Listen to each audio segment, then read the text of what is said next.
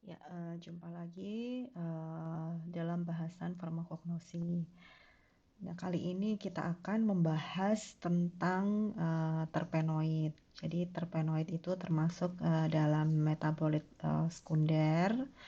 Kemudian kita akan membahas terpenoid itu apa. Kemudian dia itu adalah suatu zat yang paling banyak terdapat, bukan paling banyak ya, yang cukup banyak juga terdapat di tumbuhan. Nah, terpenoid ini yang biasa dimanfaatkan sebagai sediaan obat herbal atau sebagai sediaan farmasi juga. Nah, kita akan membahas tentang terpenoid, definisinya apa, kemudian klasifikasinya apa saja, bagaimana biosintesisnya, dan juga contoh dan juga kegunaannya. Nah, metabolit itu seperti yang sudah kita bahas seperti semula, kita bahas tentang metabolit itu ada metabolit primer, kemudian ada metabolit yang sekunder, kemudian metabolit primer itu apa saja. Nah, dia itu yang sangat penting untuk pertumbuhan makhluk hidup dan dia penyusun utama makhluk hidup itu untuk bisa tumbuh, untuk bisa berkembang, bertumbuh, seperti itu. Nah, itu biasanya peran-peran dari metabolit primer. Nah, ada juga metabolit sekunder. Metabolit sekunder itu meskipun dia itu tidak digunakan sebagai penyusun utama makhluk hidup, tidak untuk bertumbuh dan berkembang, akan tetapi dia dihasilkan di hampir semua tanaman dan ketika dia diekstraksi, dia diisolasi metabolit sekundernya ini, maka akan berguna untuk kesehatan, maka akan berguna untuk manusia. Jadi pemanfaatannya itu bisa digunakan untuk banyak fungsi yang bermanfaat untuk kita manusia gitu ya. Contoh metabolit sekunder itu adalah terpenoid. Nah, terpenoid ini yang akan kita bahas pada pertemuan kali ini. Terpenoid itu adalah apa? Jadi terpenoid itu adalah kelompok senyawa metabolit sekunder yang terbesar dilihat dari jumlah senyawa maupun variasi kerangka dasar strukturnya. Dan juga terpenoid itu juga ditemukan berlimpah dalam tanaman tingkat tinggi. Nah, meskipun demikian, dari penelitian diketahui bahwa jamur, organisme laut dan juga serangga itu juga ternyata menghasilkan terpenoid. Jadi tidak hanya dari tanaman saja, tapi juga dari organisme-organisme seperti ini. Organisme berikut ini. Kemudian selain dalam bentuk bebasnya, terpenoid di alam itu juga dijumpai dalam bentuk glikosida juga. Terus ada juga glikosil ester dan juga iridoid. Terpenoid itu juga merupakan komponen utama penyusun minyak atsiri gitu ya. Jadi minyak atsiri itu komponen utamanya, komponen utama penyusunnya itu adalah terpenoid. Kemudian senyawa-senyawa yang termasuk dalam kelompok terpenoid itu diklasifikasikan berdasarkan jumlah atom karbon penyusunnya. Terpenoid itu apa? Terpenoid itu merupakan senyawa metabolit sekunder yang merupakan modifikasi dari golongan terpen. Dan pada umumnya jumlah atom C itu merupakan kelipatan 5 yang disebut sebagai unit isopren. Jadi ini unit isopren yang disambungkan dengan berbagai cara dan dengan berbagai jenis penutupan cincin. Jadi bisa asiklik atau bisa dalam bentuk sikliknya. Kemudian ada ciri utama adalah derajat ketidakjenuhan, yaitu direpresentasikan dengan adanya ikatan rangkap dan juga gugus fungsi. Tetapi kaidah yang paling umum adalah kepala ke ekor. Jadi ini adalah kaidah yang paling umum, ini adalah kepalanya. Jadi isopren itu adalah seperti ini bentukannya. Di isopren ada derajat ketidakjenuhan, yaitu adanya ikatan rangkap dan juga gugus fungsi. Nah, ini adalah kepalanya dan ini adalah ekornya. Kepala, kemudian ini adalah ekor, ini disebut unit isopren. Nah, ini adalah kaidah umum terpenoid. Jadi terpenoid itu ada atom C kelipatan 5 yang disebut unit isopren. Itu adalah rumus struktur dari terpenoid. Kemudian klasifikasi terpenoid itu tergantung, jadi nama golongannya itu tergantung dari jumlah karbonnya sama jumlah satuan isoprennya. Jadi kalau isoprennya itu 1, maka jumlah karbonnya itu 5, maka disebut golongan hemiterpenoid. Dan ini jenis utama dan sumbernya itu dideteksi dalam daun Hamamelis javanica itu misalnya. Kemudian ada juga golongan monoterpenoid yang C-nya jumlah karbonnya itu 10 dan jumlah isoprennya itu terdiri dari 2 isopren. Jadi 2 isopren. Jadi ada 2 isopren ya, 2 isopren yang tergabungkan maka akan menjadi golongan monoterpenoid. Kalau yang isoprennya cuma 1, maka disebut isopren atau hemiterpenoid. Begitu juga kelipatannya nanti kalau ada C15, C20, C30, kemudian ada isoprennya sampai 8 dengan rumus struktur Cn nanti N-nya jumlah satuan isoprennya. Nah, itu nanti ada sendiri gitu namanya. Jadi misalnya adalah cuma isoprennya 8, otomatis jumlah karbonnya C40, maka tetraterpenoid golongannya dan contohnya adalah karotenoid atau beta karoten yang biasanya terdapat dalam wortel. Seperti itu ya.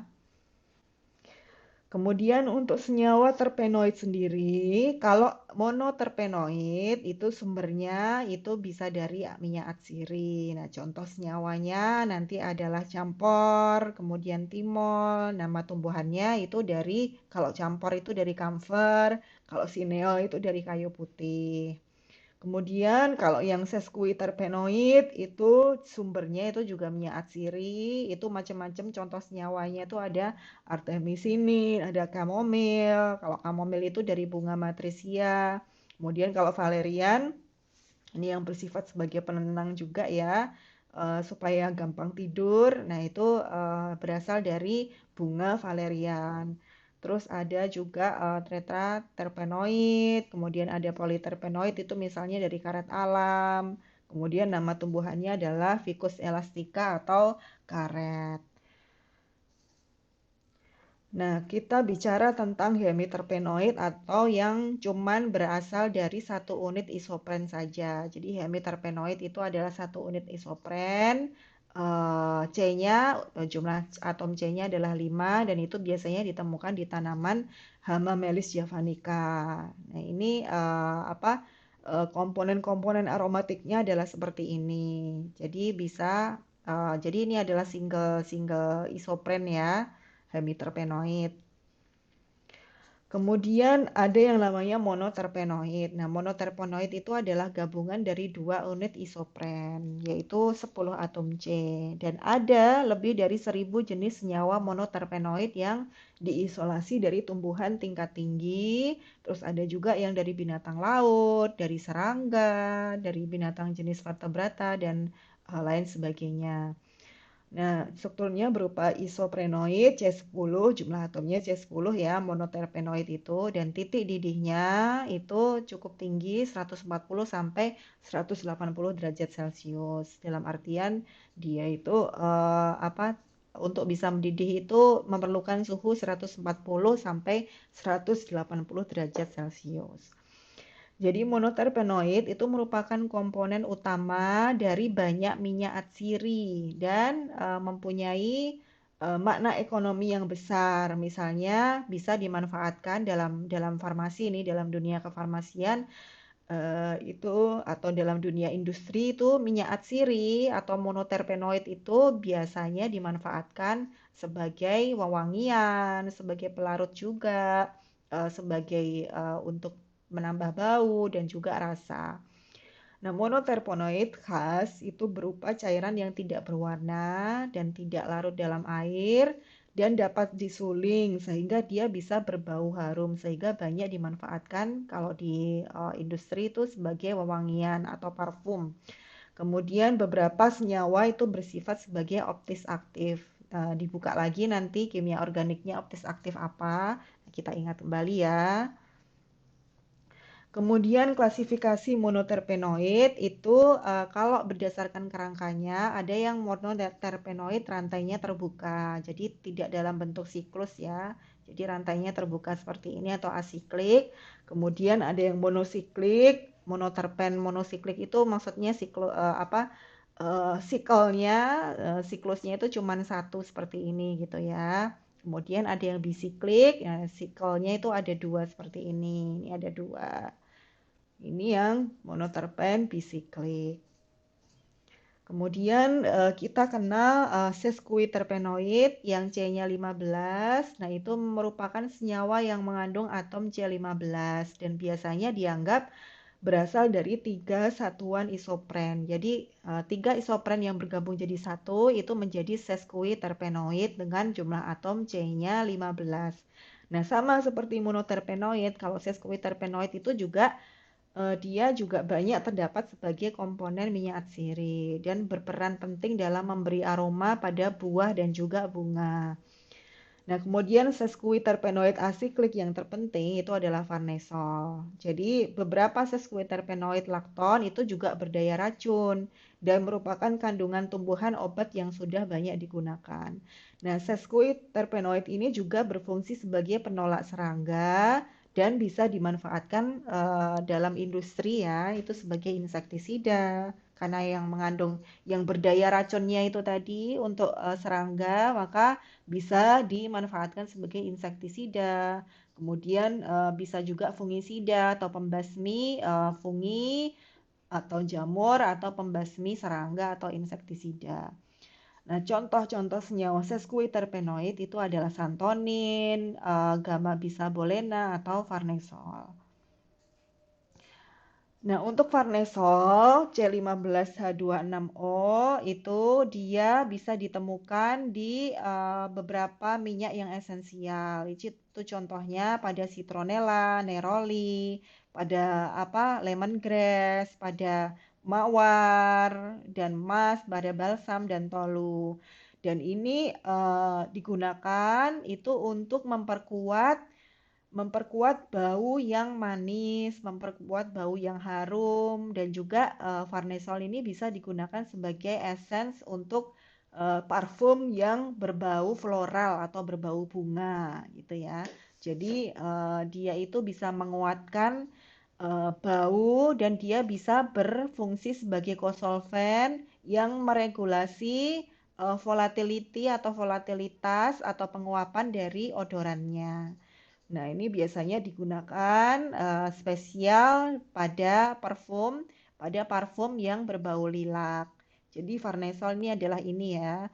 Nah, kalau gamma bisabolen itu adalah termasuk sesquiterpen dan dia ditemukan di lemon Lisbon dan juga dia itu sebagai essential oil dari Ferula alicea dan juga tanaman Silopia ethiopica. Kemudian gamma bisabolen ini dia juga bisa digunakan untuk eh, menginvestigasi reaksi dari terpenoid, reaksi dari siklus terpenoid dan digunakan untuk untuk menunjukkan apakah ada siklus terpenoid atau tidak, seperti itu. Kemudian dia juga digunakan untuk ini of class terpenoid siklase episosizan sintetase. Jadi digunakan untuk menginvestigasi apakah ada reaksi-reaksi yang ditimbulkan oleh enzim-enzim epi-isosisan sintase. Seperti itu ya, ini bisa boleh. Kemudian ada yang namanya diterpenoid. Nah, diterpenoid ini merupakan senyawa yang mengandung atom C20 itu yang berasal dari 4 satuan isopren. Nah, karena titik didihnya tinggi, biasanya diterpenoid itu dia tidak ditemukan dalam minyak atsiri tumbuhan dan kebanyakan penyebarannya itu juga sangat terbatas. Nah, Diterpenoid ini barangkali satu-satunya diterpen yang tersebar luas adalah senyawa indo-asikliknya, yaitu fitol yang terdapat dalam bentuk ester dalam molekul klorofilnya. Kemudian banyak sekali diterpen siklik itu yang dapat dianggap berasal dari fitol dengan pembentukan cincin. Nah, jadi diterpenoid ini biasanya dia banyak dimanfaatkan sebagai agen flavoring secara general. Jadi agent ini ya, agent flavoring itu maksudnya agent apa? Perasa, perasa ya yang digunakan di makanan. Kemudian including kondimen dan juga seasoning. Jadi termasuk kondimennya dan juga bumbu. Jadi dia biasa dimanfaatkan sebagai flavoring agent untuk kondimen dan juga untuk bumbu. Kondimen itu maksudnya sebagai penghias yang diletakkan di atasnya, di atas makanan misalnya. Kemudian triterpenoid. Nah, triterpenoid itu adalah senyawa yang kerangka karbonnya itu berasal dari 6 satuan isopren dan secara biosintesis itu diturunkan dari hidrokarbon C30 asiklik yang disebut dengan sekualen. Nah, triterpenoid itu dia senyawanya tidak berwarna dan berbentuk kristal dan biasanya dia titik lelehnya tinggi. Titik lelehnya tinggi itu maksudnya adalah eh, dia itu untuk bisa meleleh tuh harus menggunakan suhu yang tinggi sekali. Jadi dia memerlukan suhu yang tinggi sekali untuk bisa meleleh. Jadi apa dia tahan terhadap panas gitu ya, triterpenoid ini. Kemudian senyawa triterpenoid itu dapat dikelompokkan menjadi trisiklik, tetrasiklik, dan juga pentasiklik. Nah, kalau yang tetrasiklik itu dia contohnya adalah lanosterol. Nah, dia itu menarik perhatian itu karena berkaitan dengan biosintesa steroid. Kemudian juga triterpenoid pentasiklik itu merupakan triterpenoid yang paling penting dan juga tersebar luas. Contohnya alfa amirin, kemudian juga beta amirin. Nah, senyawa triterpenoid itu umumnya ditemukan pada tumbuhan yang berbiji dan juga bisa pada hewan. Lalu alfa amirin itu dengan beta amirin bedanya apa? Nah, dari rumus strukturnya bisa dilihat perbedaannya ya. Kemudian dari eh, studinya itu juga bisa dilihat. Nah, in plant biosynthesis, alfa amirin itu adalah prekursor dari asam ursolik dan beta amirin itu juga adalah prekursor dari asam oleanolik. Nah, semua all three amirins itu terjadi. Jadi semua amirins tiga, semua tiga amirins itu terjadi atau dia terdapat di permukaan wax atau permukaan dari buah tomat. Jadi permukaan buah tomat itu kan ada semacam lapisan lilinnya. Nah, itu biasanya tiga amirin itu terdapat di permukaan buah tomat. Kalau alfa amirin itu ditemukan di coffee dandelion atau dandelion coffee. Kemudian a study demonstrated that alpha beta amirin itu exhibit long lasting antinoseptif dan juga anti-inflammatory. Jadi alpha beta amirin itu dia menunjukkan properties atau menunjukkan aktivitas anti-inflammatory dan juga anti-nociceptive di dua model of persistent nociception via aktivasi dari reseptor kanabinoid CB1 dan juga CB2 dengan cara menginhibisi atau menghambat produksi dari sitokain dan juga menghambat ekspresi dari NF-κB dan juga CREP dan juga enzim siklooksigenase 2. Nah, ini cukup menjadi perhatian kalian saja, tidak perlu dihafalkan, cukup menjadi informasi untuk kalian bahwa alfa beta amirin itu juga dia berpotensi sebagai anti-inflamatori juga. Kemudian untuk tetraterpenoid itu merupakan kelompok terpenoid yang disusun oleh 8 unit isopren atau C40. Dan tetraterpenoid yang paling dikenal itu adalah karotenoid, contohnya adalah beta karoten. Nah, karotenoid ini merupakan golongan pigmen yang larut dalam lemak yang berwarna kuning sampai merah seperti yang wortel itu. Jadi dia merupakan suatu pewarna yang terdapat dalam jaringan wortel. Kemudian senyawa tetraterpenoid itu juga dapat berupa senyawa asiklik, monosiklik atau bisiklik. Jadi seperti ini ya, bisa yang asiklik atau bukan siklus, kemudian yang monosiklik dan juga lebih dari satu siklus. Kemudian beta karoten itu juga ditemukan selain di wortel, itu juga di sweet potato atau ubi manis, pumpkins itu labu, kemudian winter squash itu juga beta karoten itu yang bertanggung jawab pada warna orange kuning dari buah-buahan dan tanaman berikut ini. Kemudian biosintesa terpenoid itu sendiri, itu pada tahun 1959, JW Convert menemukan dua bentuk isofren yang aktif, yaitu adalah IPP, isopentenyl pirofosfat, dan juga dimetil alil pirofosfat atau DMAPP. Jadi ini adalah bentuk isopren yang aktif. Nah, kedua isopren ini harus ada untuk keperluan sintesis terpenoid oleh organisme tersebut. Penyelidikan selanjutnya menunjukkan bahwa IPP dan DMAPP itu berasal dari asam mevalonat. Nah, kemudian diketahui pula bahwa satu-satunya sumber karbon bagi asam mevalonat, IPP dan DMAPP itu adalah asam asetat.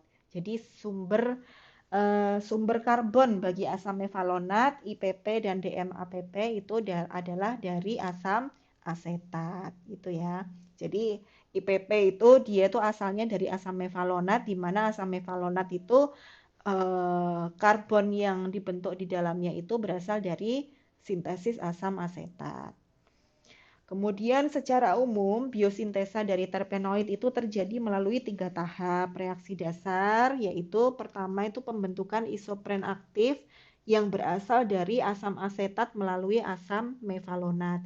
Jadi pembentukan isopren aktif, nah isopren aktif dari yaitu IPP dan juga DMAPP itu yang berasal dari asam mevalonat.